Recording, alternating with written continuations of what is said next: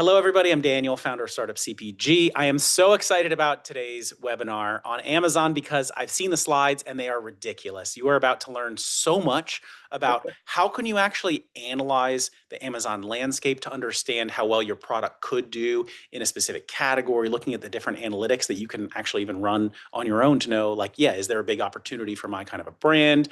Rugved is also going to take us through then, once you understand the landscape, then like really how can you start setting yourself up for success, and how can you look at the right metrics? How much should you expect to invest? All of these kinds of things. We are really proud to partner with Daybreak. The reason that we partner with them is I actually used them when I was a brand because they were the most recommended agency out there. And the word on the street was Daybreak, they actually have a really affordable retainer and they do great work. And that's what I found when I worked with them. And it just, the whole thing was just so logical and reasonable with them. They like built out the whole, spreadsheet for me, knowing how much we were going to invest each month in ads, how much we could expect to probably get back based off different KPIs. And it was so logical, and they really walked us through it. And I think that's really important to just not have misaligned expectations, because Amazon, we were just talking about this. Amazon, it's not like you're going to get a listing there and you're going to be discovered and all of a sudden your product's going to blow up. It doesn't happen. Like, you have to invest in things like ads, making sure your listing is really good, and it takes time and energy and resources and money and all that stuff. And so you'll have to make a decision about if that's going to be the right strategy for you. And I think this webinar is really going to help you do that. And anybody who wants to connect with the Daybreak team, I really recommend it, and Rugved will be happy to have a chat with you. I'm just dropping the contact here in the chat form, but you can email them at startupcpg@daybreak.agency. There are special benefits you get coming through us, so definitely take advantage of those. But just everybody loves working with them. Their retainer is less than half of what most would be. Like, some charge you like 5K and a percentage of your sales. It gets crazy. Theirs is super affordable. Definitely reach out to them if you're interested in the help. But even if you don't want their help, you're about to get it, because this presentation is so good. And this is what we love, is the true DIY, like, here's all the secret sauce kind of stuff. So Rugved, I just gave you the big build up. Take it Yeah, away. thank you. Thank you so much. I'm really excited to be here, Daniel, and I'm a real fan of the community. I spend a lot of hours studying, the types of questions that people have in the community. And it's a lot of fun, and I love what you're building at Startup CPG, and we're excited to be a part of this as well. So yeah, thanks for the intro. So we won't waste more time. We got a bunch of things to cover. So we'll just get right into it. So I'll just frame the conversation. The majority of the founders and the brands that I see in startup CPG are really early stage brands. So, not to say that there aren't some well established brands, but I would say the majority are startups, right? And so this presentation really is framed around that audience, just to sort of get a sense for what is it like to kind of assess Amazon as a channel, and what are the kind of key things to look at as you decide to kind of invest your energy and your money into Amazon. So I'll just kind of jump right into it. Just give me a second. So just quick, Daybreak Agency. We're based out of Texas. Been doing this for a long time.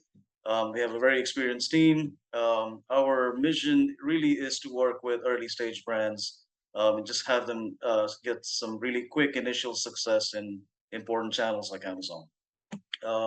Yeah, so I'll just kind of start with this. What are the top considerations when launching on Amazon? So to borrow a phrase from Shakespeare, to launch or not to launch, that is the question. Um, I think where a lot of the early stage brands really get tripped up is not recognizing whether there is specific demand for your product or not, right? If there is, no demand for the product, you're really entering a very, very competitive marketplace, and to stand out, it's going to be very difficult. So really, the first thing is you got to ask yourself is, okay, is there demand for my product? And once you kind of answer that question, the next question is, okay, well, how is the competition? Is it very competitive, or is it not competitive enough, right?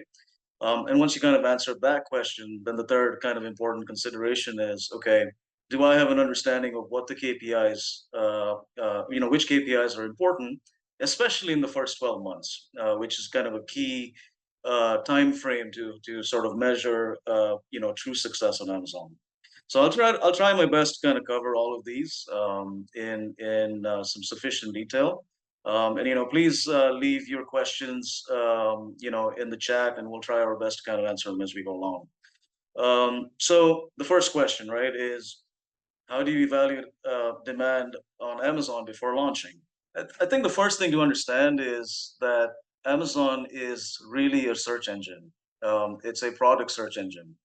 Now, there's a lot of chatter out there about AI and about discovering products on Amazon, etc. But even now, 2025, it still is a product search engine. And there's just no getting away from that. That's just how the platform was built, right? And so the first kind of important thing to keep in mind is that if your product is in a new category, then Amazon is literally the worst channel to try to educate them on the category. You're actually better off, launching your product in DTC, doing a lot of off Amazon, advertising through Meta, TikTok, etc., before you try to, take on Amazon as a channel. So that's like really important. So try your What's an best. example of a new category? Yeah, so like lately we're seeing some examples around collagen infused drinks that kind of help with beauty, skincare, etc.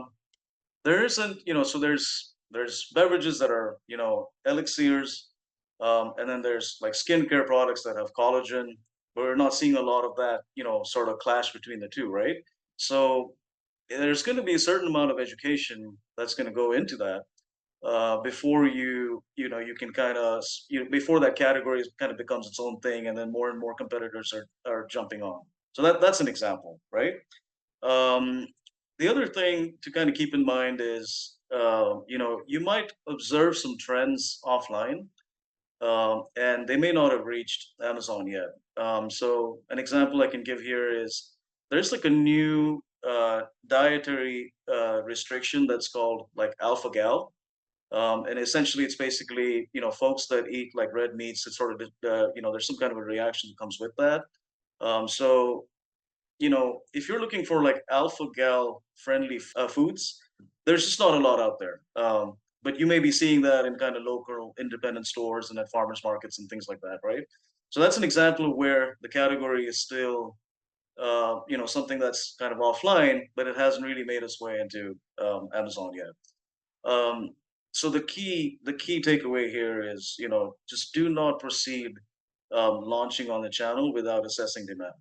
So so that's the next question, right? So how do I assess demand? So I'll just use some examples here. So this is a a graph, and it's basically called search volume. And this basically is the number of monthly searches for a specific keyword term on Amazon. And there's a bunch of tools that allow you to do this, and I have a list in a couple of slides. So, for under a couple $100 a month, you can invest in a tool for 2 or 3 months and just kind of assess what the demand is on Amazon. And so let's take, for example, this product, Power Pretzels. It's basically a protein pretzel.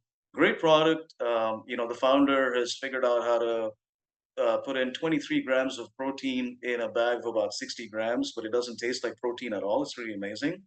But kind of when you work backwards, you look at it and you see that okay, for the longest time, protein pretzels really wasn't a thing.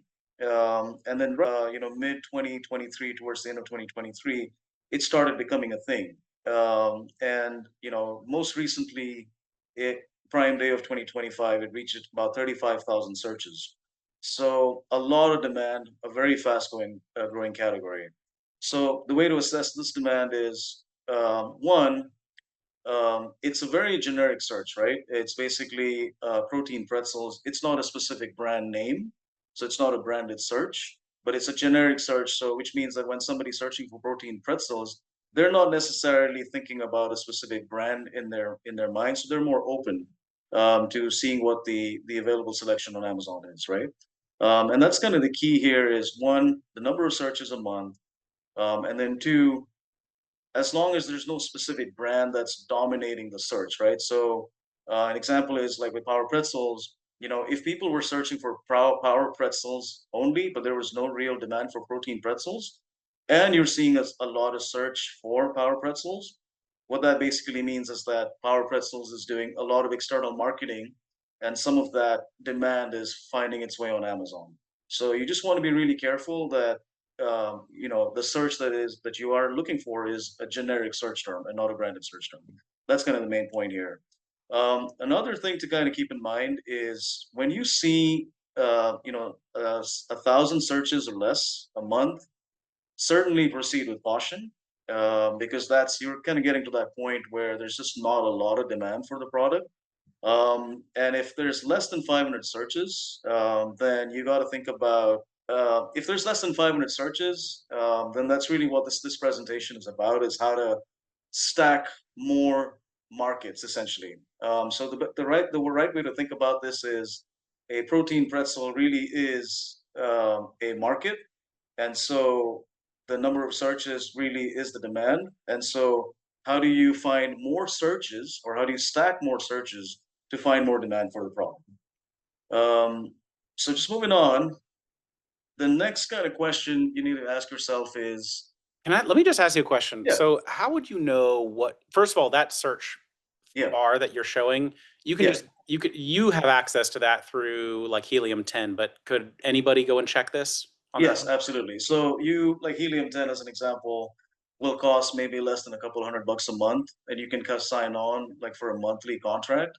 And you can do the search yourself. I mean, there's no, this is a really good tool. They scrape a lot of Amazon data, and it's directionally pretty accurate, is what we've observed Mhm. over the years. So definitely a good tool. So anybody can do this search. And then, but through Yeah, Amazon's own portal, they have some stuff or no? they do. So Amazon does have their own stuff. So the reason why I'm not necessarily recommending that is, oftentimes you don't have an Amazon account set up yet. So you kind of have to go through the motions on getting that set up. And I would say it's really not the most user friendly in terms of like reporting information around competitors and things like that. So some of these other, third party tools kind of present the information in a just more useful Okay. format. Yeah. And then, so, okay, you can get it Yeah. on Amazon, but it's not as good. If you can get a Helium 10, maybe get like a month or Yeah, whatever. it's like a month, correct, yeah, Yes. And yeah, then how do you know, like, should I how do you know to search for protein pretzel as the term instead of like, should it be a broad, like, okay, someone posted in here, what yeah, about, could this just be protein snack? And then this is just one of the options. Like, how do you know yeah, really what you should be searching for, how to tell you how it's going to perform? yeah, absolutely. So, I think really you just have to kind of start with what you're planning to launch, right? So oftentimes, founders are, they have a product idea, they're interested in kind of launching a specific category, maybe they have experience from a prior job, etc. So largely it's about understanding, what may be trending, and then, what your value proposition would be. And then you can certainly come in and search for protein snacks, right? And the nice thing about some of these tools is that, when you search for protein snacks, it's also going to give you a list of other, keywords and essentially markets that are related. And so, you can kind of glean those and just see what the kind of demand is for those, and then you can kind of start drilling down on those as well. So you can get some good ideas that way. Okay. I Yeah, guess what, just coming back to like, but how do I yeah, know if the search volume is big enough for my thing? Like you would yeah, say you should be just checking the search volume for really what this product is at its core, but it's good to understand at least the market for things like protein snacks. Because if you drill up high enough, you could, of yeah, course, there's a search big enough that will tell you, but like this will yeah. tell you, are people searching for, protein pretzels, which as a small brand with a limited budget, that will tell you like how hard is your job going to be basically. That's exactly right. Yeah. So, again, you've got to start, if you don't have a very specific idea like protein pretzels in mind, then you're going to have to go a bit broader, and look for, and then just kind of find some individual trends around those, and then maybe you can kind of start drilling down into something. But the key point is when you start seeing searches that are like less than 1,000, that's kind of when you need to recognize that, okay, there's just not a whole lot of demand for the product. So you just got to be a lot more cautious about how you position the product. essentially. Does that kind of make sense? Yeah. Okay. So I'll just quickly move on to the next one here. So there is also there's situations when you kind of you're doing your search, and say you decide you kind of want to launch like a pistachio milk, as an example. Now you observe that there's 6,300 searches a month.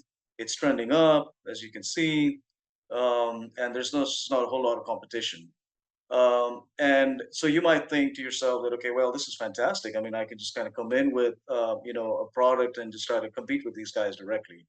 And that might be a good strategy, but you just want to be very careful because, in situations when there's very little competition, you want to be careful about whether there's sort of a depth of demand. When you do a search, for example, on this pistachio milk, what you're going to discover is that they're pretty much the only player in town, right? And so they're the only player in town. A lot of the search that is being generated is probably because of some external influences like TikTok ads or Instagram and things like that. So, and the second part of this is, when you're going to launch something like this, you need to recognize that it really is a product that's generally used by baristas in like coffee shops, right? So is it truly a consumer product or not, right? So just be aware of the depth of demand is what we like to call it. It's more so about making sure that there's enough competition to where other competitors kind of come in and introduce products, or you can introduce your product and you can have some sales, some market share out of it. All right. Um, so I just want to add one kind of important thing around going after a very significant competitor. Um, there's price wars happen on Amazon. It's actually very frequent.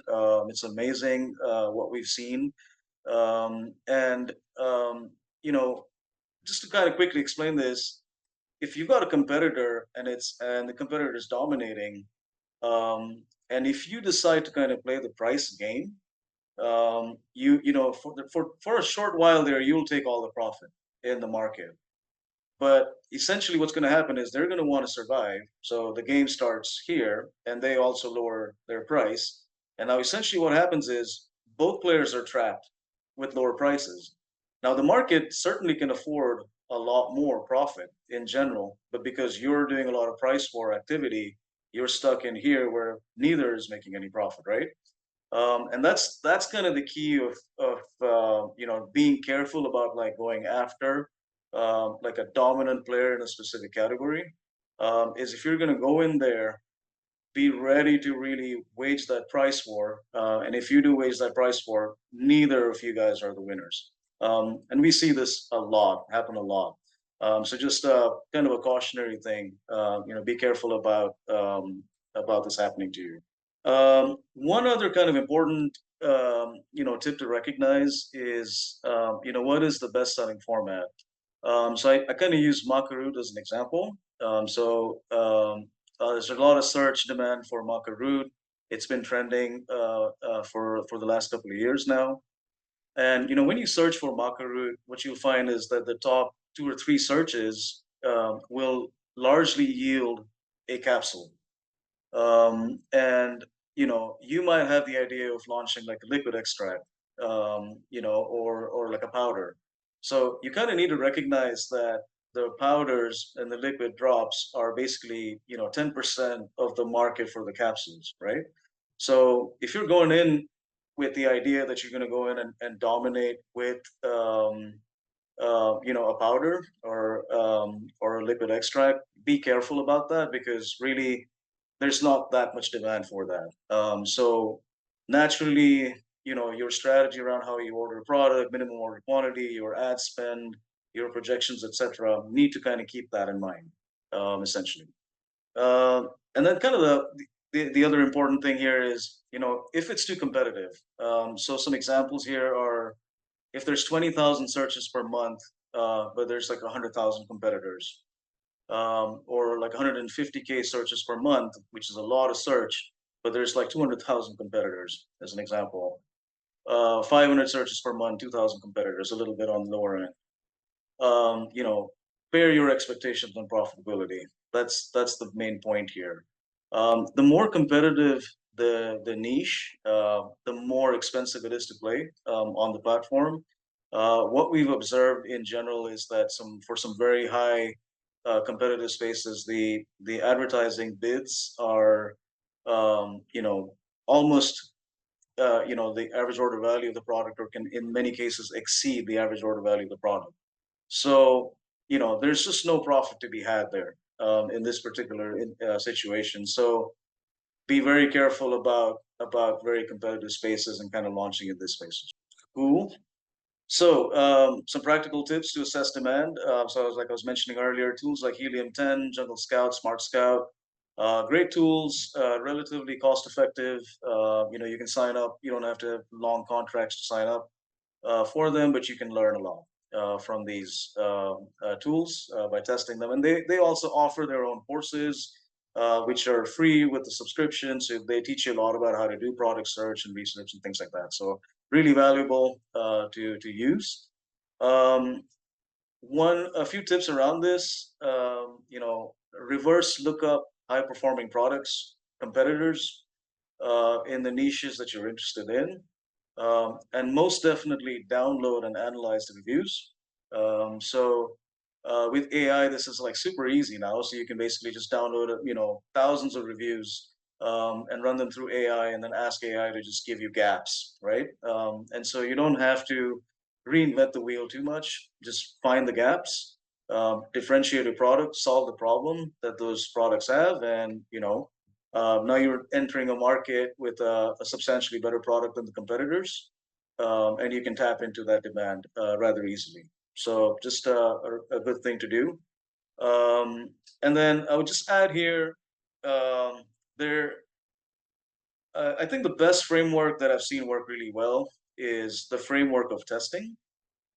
So assess the demand, don't invest a whole lot of money in the branding, in the marketing, things like that, in the packaging, but basically test your proof of concept, um, and and then launch the product for a short time. Learn from the reviews that are coming in. Um, Take that feedback, improve the product, and then go for a relaunch, right? So it's very easy to do this because on Amazon, you can be up and running in 5 or 6 weeks on the platform, faster in some cases too, right? So you don't have to go, spend a lot of money and a lot of time, a lot of effort to just kind of learn an expensive mistake that, hey, for some reason, something's wrong with my product, people don't like the taste, things of that nature. So you just kind of go in, test, run it for 4 or 5 months, get enough data out of it, go back, improve the product, come back again stronger, right? That works extremely well. So kind of highly recommend doing that. Okay, so say you've done your due diligence, you've done your research, and you come back and you realize that, well, heck, my product just does not have a lot of demand. So what do I do? And that really is what this discussion is all about. Is what happens when you're in certain categories where there's just not a lot of demand. So I'm using spicy peanut butter as an example. So it turns out that in certain Caribbean cultures, like spicy and sweet peanut butter is like a thing. But it's not, on Amazon US yet in a big way, or in the US in a big way. So what do you do in this case, right? So a majority of the early stage brands are in this boat. And so what you really want to think about is, okay, certainly I need to position under spicy peanut butter, but are there other customer segments that I can stack on, essentially? So an example of that, this would be, directly targeting peanut butter. So there's so many peanut butter brands out there, so you can target them. Certainly, you'll get a few sales out of that. And what's even more important is that the awareness of the product will increase substantially. But you can also target different categories too, right? So you can target breakfast, lunch, high protein, nut butters, low sugar, healthy snacks, and the list goes on and on. So the idea there is, your key category, which is spicy peanut butter, but all these additional categories that you can position in. And so now you're stacking up different markets that you can test under. So that is how you can kind of increase the demand for the product, or the base of demand for the product. So I hope that kind of makes sense. Um, so I'll just kind of touch a little bit on what we're seeing working in different categories recently. So I was at Expo West, and it was all about protein, protein, protein, and more protein. And we're seeing basically positioning brands that are trying to tap into that broader trend, like a plant-based trend as an example, serving more protein. But when you see the actual category demand, it's plant-based protein bars, maybe 1,700 searches with 1,000 competing products, right? So this is an example of what's worked for a brand like this. So certainly we would target plant-based protein bars, but there's 0 grams of sugar, so we would target a position in zero sugar snacks. Since this is more of a savory treat as opposed to a sweet treat, savory protein snacks, keto-friendly, vegan protein bars, gluten-free savory snacks, so on and so forth, right? So again, the idea is you're just stacking more and more markets that you can position with. A few And when things you that are when you working. s- when you Yeah, say like stacking this stuff, you mean like I'm going to run ads using all of those different terms. right, exactly. So, and I'll get into that a little bit, but basically, your product packaging, right?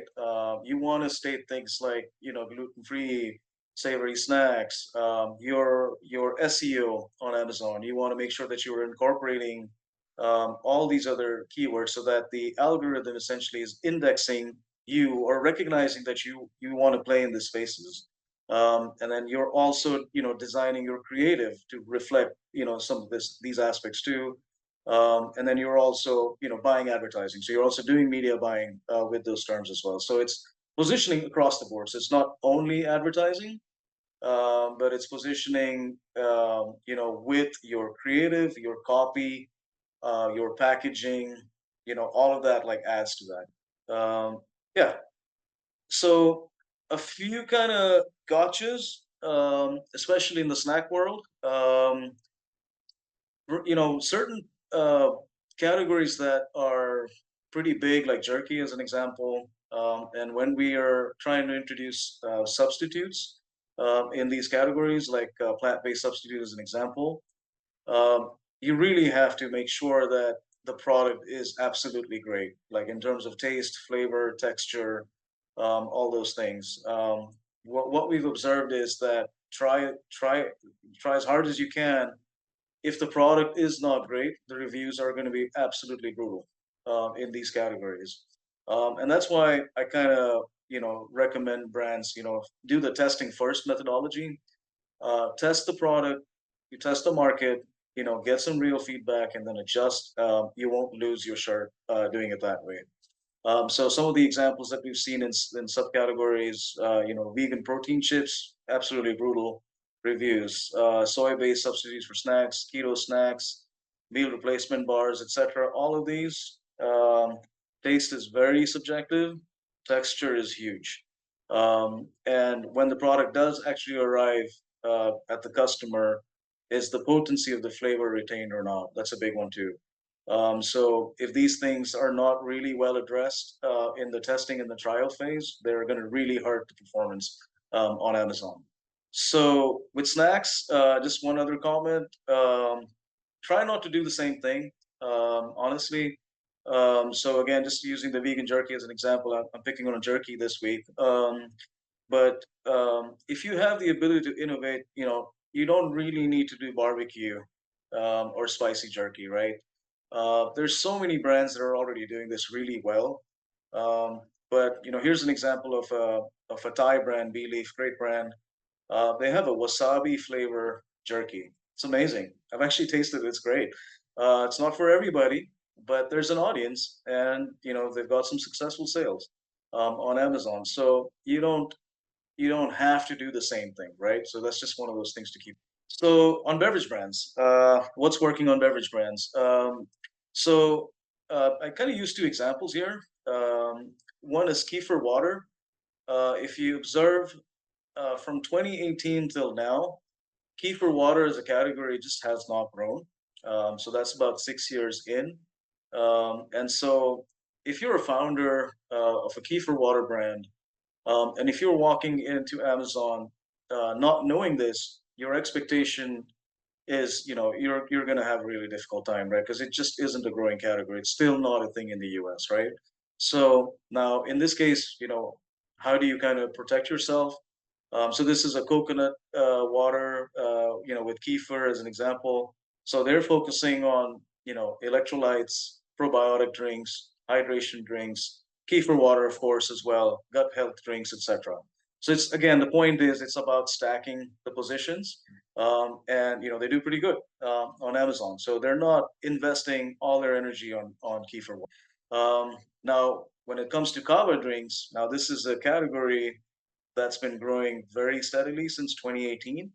So in the stack, from a position perspective, you're going to run with kava drinks as really the number one that you're going to focus on, and then you can kind of jump in some of the other stacks segments as well, like non-alcoholic beverages, wood drinks, etc. And that's hopefully that makes sense. So what you go, what you leap in, or the strategy that you go in with first is what matters the most. If the kefir water brand went in very heavy on just kefir water, they would have lost, right? But if you go in heavy on kava drinks, there's substantial demand there, so you're going to get some more market share. So the launch is going to go a lot better, and that's really the takeaway here. So a few other things around beverages. The 12 pack that's priced under $39 works pretty good. The typical range that we see is 34 to 39 bucks. Once you're in the mid 40s, we've seen the conversion rates go down quite a bit on Amazon. So you're starting to bleed into $3.50 to $4 a can. That starts becoming a rather expensive, can. So just kind of keep that in mind. Another thing with beverage brands that works really well is variety packs. So as you're designing your SKUs, you really want to think about having, some variety packs for like two or three different flavors. Ideal scenario from a launch perspective is at least a six pack, like a six pack variety pack. And that way you can drive a lot more trial. The margins are not great with six packs. Just kind of want to keep that in mind. But at least you're going to, generate some more trial, and you'll have some more, um, customer base built up over time. Last but not least, from a testing perspective, please, please, please test your packaging if it has glass.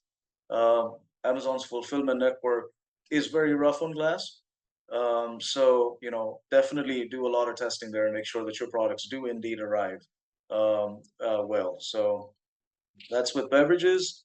Another subcategory problem wanted to talk about is the non-alcoholic space, especially like the wines, the non-alcoholic wines. We're seeing a lot of interest in this space. Just know that getting ratings less than 4 um, does not mean the end of the world, because the customer base that truly gets non-alcoholic beverages, they understand that the reviews are not going to be very strong, and that's just the reality of it with this specific category. So kind of keep that in mind. Yeah, supplement brands. So this is a pretty big one. There are so many supplements to keep track of now. It's just kind of impossible, really. It's such a big deal now. What we're finding is that there's many categories that are, very saturated. The other thing that we've observed over the years is that as soon as somebody finds a niche that works, like you're gonna have like 100 competitors within like a month. Like they jump on really quickly in the category. So, and the third thing we've noticed is that if you've got like a single ingredient brand, very soon, folks are going to figure out how to do blends. So the point being here is that if you can think of a good blend to start with, you might actually want to go down that path now with supplements. If it's a single ingredient, you're just really it's going to be very difficult to survive long term. Um, Another kind of key point with supplements is your success is better mapped with the lifetime value and the customer acquisition cost. And the reason for that is the CPCs, the bid costs are very high.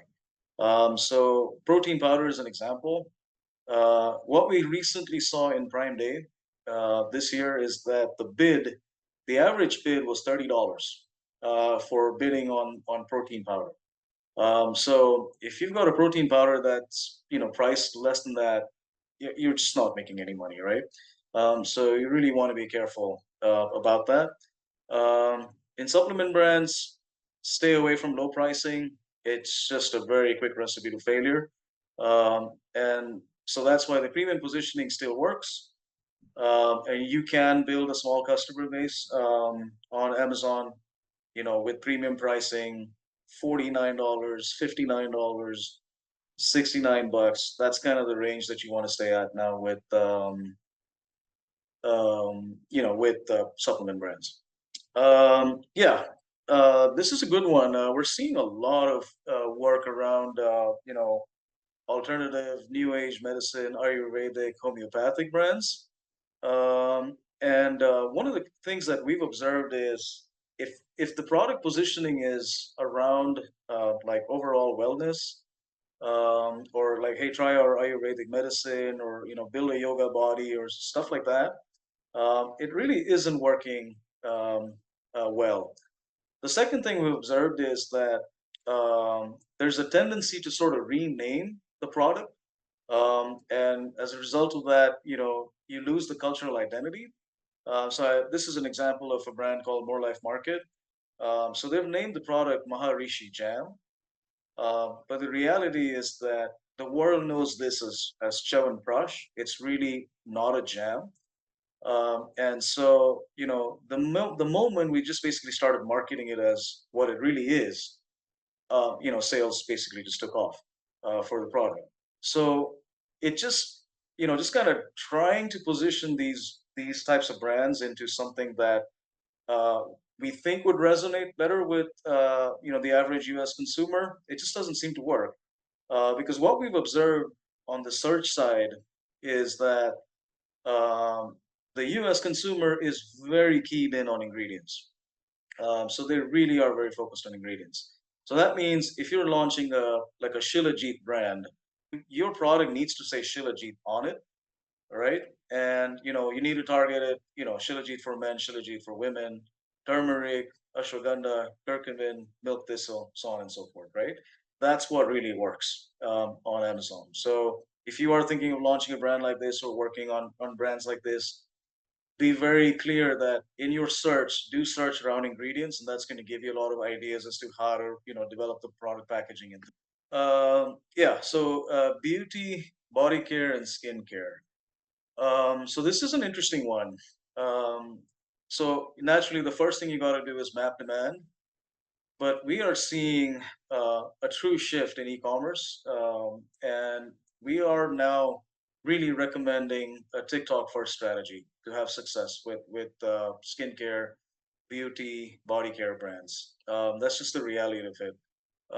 So this is an example of a brand called Mudita Earth. They source all their ingredients in the U.S. from various farms. They actually also have a farm in California that they own, and we made the recommendation that, hey, launch on Amazon so that you are available for purchase on Amazon, but you really got to invest at least 80% of your energy and ad dollars in TikTok. And what we've also noticed with TikTok is authenticity is really more powerful than promotion. So the videos that seem to do really well, like for example, there's a bunch of hey, try my new product, hey, 20% off, etc. They do kind of okay on TikTok. But this is a video of the founder's dad kind of walking around in their farm and just kind of talking about the trees, where the ingredients are sourced from, and it had like 11,000 views, right? So what's really working for these types of brands is more about that external awareness, authenticity, driving the message in channels like TikTok. By the way, TikTok is greater than Instagram now by far, as a way to kind of source awareness, especially for these kinds of brands. So highly, highly, highly recommend making sure that you've got this strategy really dialed in before you think about coming into the pet brands. Kind of same thing around pet brands. There are still niches that can be found with pet brands. Now certain categories are still very competitive. Kind of at this point, launching products around glucosamine for dogs, calming treats for dogs, hemp or CBD ingredients for pet supplements, etc. These have gotten extremely competitive to be successful in. So this is kind of why I'm saying, go back to the market research, and do your demand review first before you launch. It's not to say that certain niches can't do well. I mean, here's an example of Pure Paws. It's basically a pure ingredients brand for pets, and they were smart. They did their research. They saw that goat milk for dogs and for cats is a category that's growing very quickly. So they launched a brand. They're having success, right? So it's not impossible to have success in pet brands. It's just do your research properly. Yeah, so that's it. So once you've kind of assessed your demand, your value proposition, your pricing, etc., the next thing that really trips up a lot of founders is what to expect in the first 12 months on Amazon. And we like to map this out over a 12-month span. And I think the KPIs, to my mind, is in the first 12 months is there viability for the brand, right? Can I build a good business, on the chat on this channel? We like to think of a good business to be somewhere in the range of $10,000 or $12,000 in monthly sales in the first few months on the platform. And I will say that a lot of the brands that we interact with when we start working with them, there's no sales, right? So to kind of get to a point from where you have like barely any sales to about 10K in monthly sales in about 6 or 7 months is actually a pretty substantial leap for a brand. So kind of keeping in mind what to expect. Um, the first thing is when you launch on Amazon, there is a certain minimum amount of traffic that you will see the listings will receive, and that's called sessions in the Amazon world. And generally, what we've observed is that you'll start with about 800 to 1,000 kind of sessions as a minimum. Once you set up the listings, get the products into their fulfillment centers, etc. And if you've done a really good job with the value proposition, with the creative, with the copy, etc., one can expect a 6 to 8% conversion rate going in at the start. And how you measure success over time is you want to see the conversion rate get better over time. So if the conversion rate is increasing over time, then you know that you're kind of moving towards better sales, better profitability, etc. The other thing that we normally recommend is don't go aggressive on advertising. So really, the minimum ad spend that we think works really well for launching brand is like $40 a day. So $1,200 a month, right? And you can stay there flat for at least a quarter or so, and kind of invest in positioning strategies, targeting strategies, and improving the performance. And kind of what you should expect is there's going to be like a minimum expectation in terms of like bid cost. In certain cases, we anticipate that the bids are going to remain rather stable across the year. In some cases, we expect bids will get better or lower over time, etc. So it just sort of depends on the category. And also, what you want to see is that the ad conversion rate is improving over time. So another really important leading indicator, typically. So once the organic orders and the ad-driven orders kind of add up, and what's your average order values, that's your revenue. Um, in the first 6 to 7 months or so, depending on the category you're in, you're just not going to be profitable. And the reason for that is you're really wanting to see the improvement in the conversion rates and the ads are getting better and better and optimized. And the second thing that you really want to observe is there any repeat purchase behavior?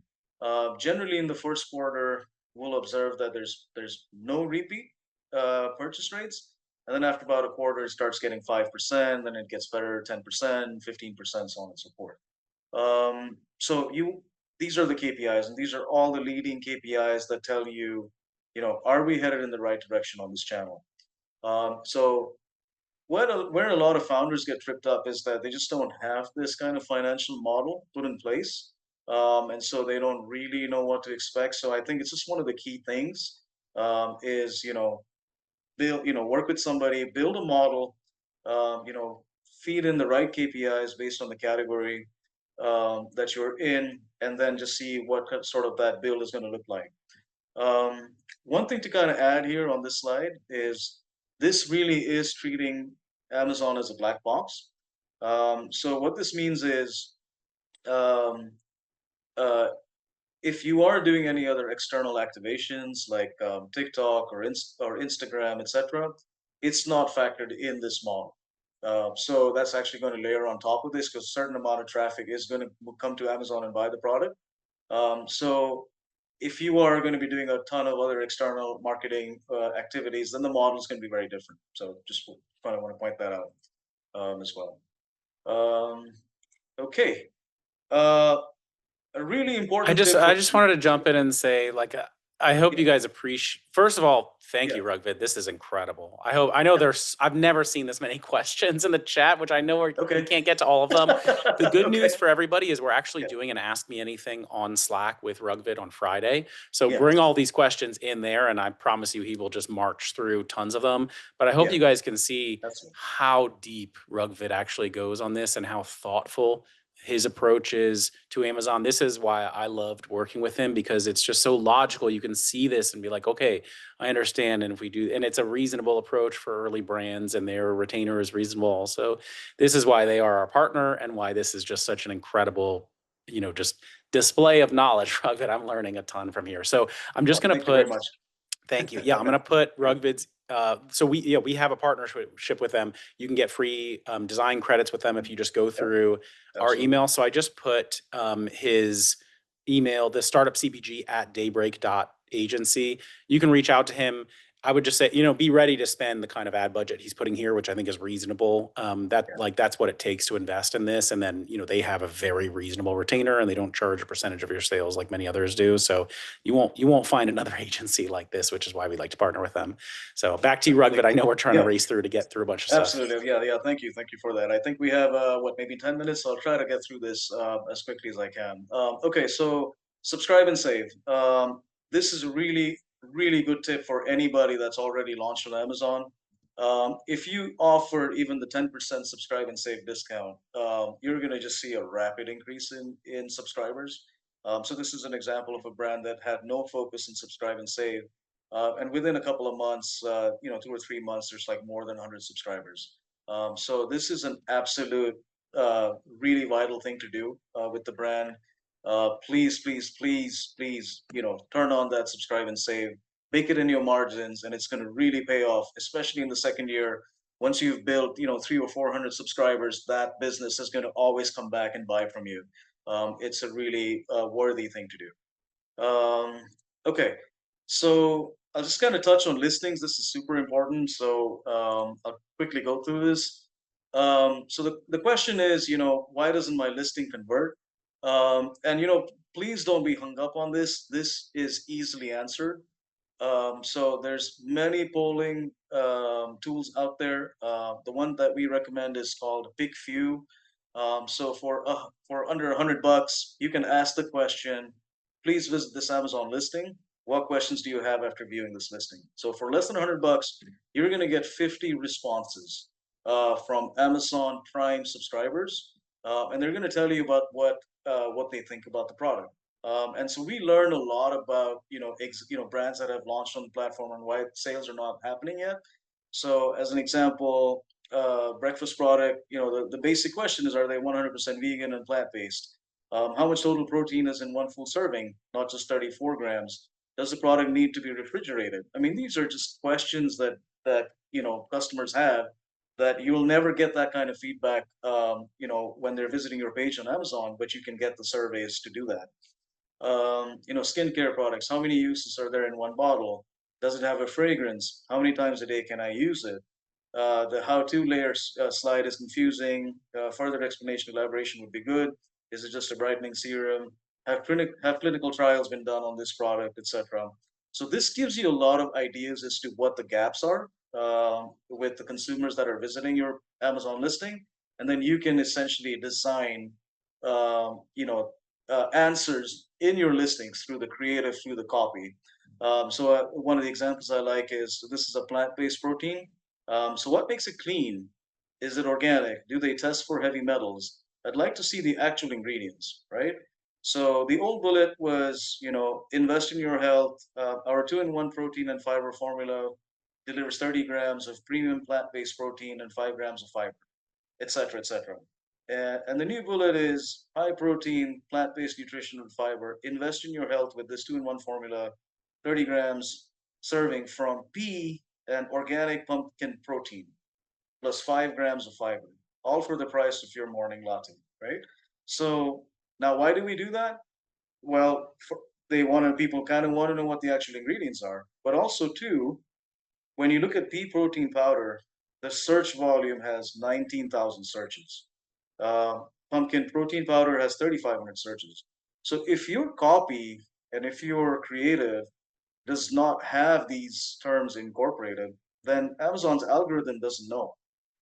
And so if somebody is searching for pea protein powder, they're not going to find you because you're not indexed for them. So that's how you that's maybe the best kind of practical advice that I can provide here is, please run surveys and then rebuild your SEO around this. This is in the PowerPoint. It's just a really good checklist. Recommend just looking at this. It's very helpful. Now, creative best practices.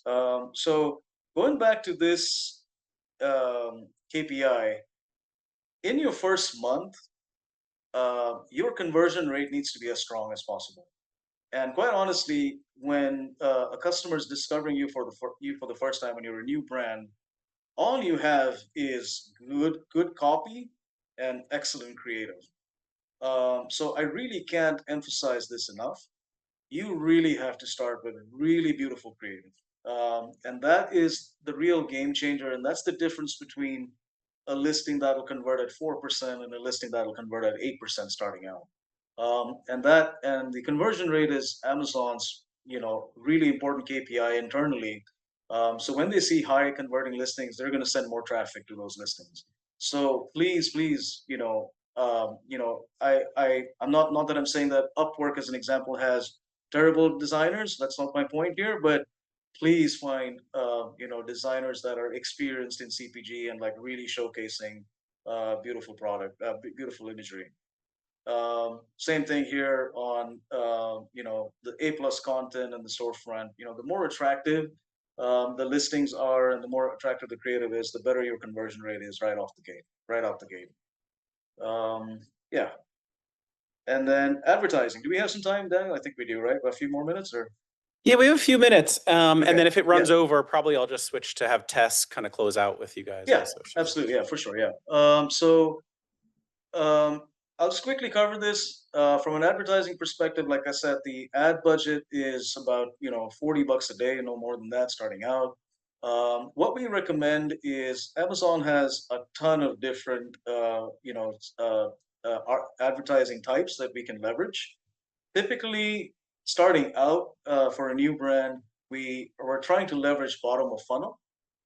And the reason for that is because we want conversions, and conversions is kind of what drives organic rank and things like that on the platform. So, taking the time to invest in some of the other ad types is good. You should do it, but you don't need to put too much of your budget in that. You really want to focus on bottom of funnel. But as you get more and more established, then you can start climbing the funnel and doing some more awareness marketing, and then absolutely top of funnel type marketing on Amazon. So basically, start bottom of funnel and then go up. That's what works pretty well on Amazon. Another thing that we've observed generally with brands is, there's a lot of emphasis on like Amazon's auto campaigns, which is basically a set and forget campaign. And the strategy really is to use auto for discovery on what's going to convert for your products. But you kind of want to very quickly move those keywords out of auto campaigns into manual campaigns, and then investing more dollars in them and optimizing around them. And that's what works really well. So, I encourage you to kind of look at your campaigns. If you're spending 90% of your money in auto campaigns, you're very likely wasting a lot of money in ads. So, shift the focus to manual campaigns and start using the auto campaigns as only for seeding purposes. Don't lose sight of organic rank.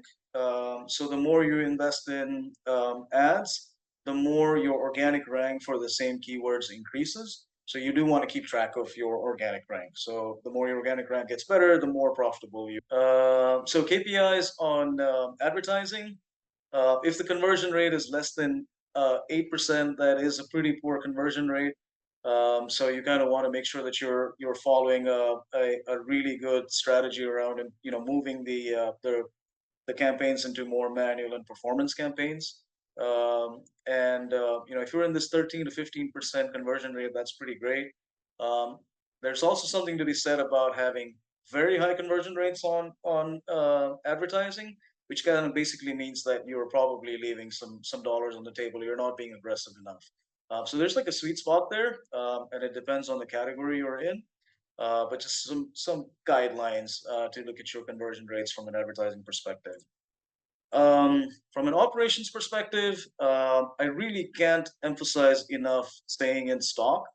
Um, that's the one thing that trips up a lot of brands. So brands will kind of go in very aggressive, and sales will take off, and then 6 weeks later you're out of stock, and now you've got to wait for the next production run. So it's going to be another 6 weeks before you're back in stock. Really try to avoid that. That is if there's one takeaway from an operations perspective, just do your best to kind of remain in. Um, I think that was it. Yeah. The majority of this was built around early stage brands, but I did want to talk about established brands. One of the things that we are observing with established brands are kind of buying your own traffic. So a lot of brands that have been established for a while, they're doing a bunch of meta ads, a bunch of TikTok ads, etc. So this is a brand that we observed the keyword search volume for the brand name had so they were investing a lot in the towards the end of the year, and in the beginning part of the year they pulled back because of seasonality, and then they ramped up spending again. And then what we observed is that on Amazon it was following the exact same trend. So essentially, what was happening is they were spending a bunch of money off Amazon, and then the ads were set up in such a way that they were buying the same traffic. So it's like you discover the person on Meta, you type the brand name on Amazon search, it pops up. And then you see, most consumers don't care about the fact that there's like a little verbiage underneath the listing that says sponsored. They just click on it, and then now you're paying for that ad again. So the point here is from a branded search perspective, if you are doing a lot of external marketing, be very, very careful that you're not doing a lot of branded search spend as well on Amazon, because now you're more than likely paying for that same traffic twice. So just be careful about that. Yeah, that's it. Awesome. Thank you Yeah, so much.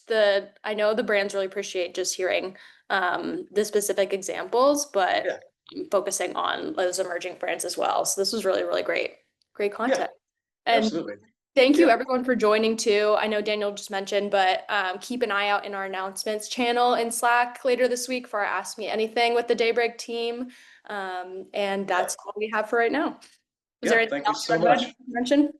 I think that's good. Like I said, I'm excited to respond to all the questions during the Slack AMA later in the week. And yeah, just keep the questions coming. Very excited.